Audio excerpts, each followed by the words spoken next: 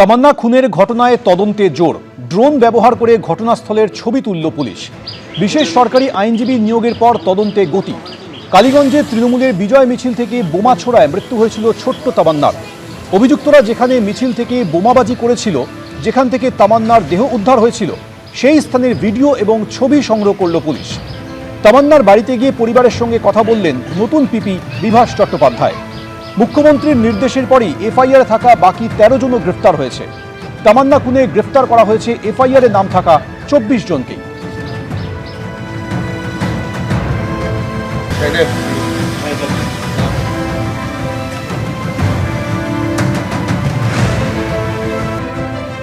মুখ্যমন্ত্রীর সঙ্গে দেখা করার পরেই যে মুখ্যমন্ত্রীর নির্দেশ অনুযায়ী পুলিশ কাজ একদম ঠিকঠাকভাবে সঠিকভাবে কাজ করছে। আমি সিএমের কাছে দাবি করেছিলাম যে পিপি চেঞ্জ করতে হবে, পিপি চেঞ্জ করেছেন।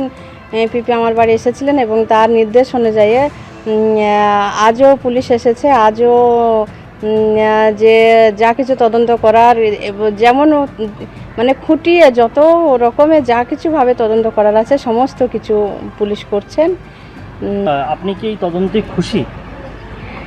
আমি এখন পর্যন্ত তদন্ত যা চলছে তো সেগুলো ঠিকঠাক মনে হচ্ছে, তারপরে দেখা যাক আবার আগামীতে কি হয়।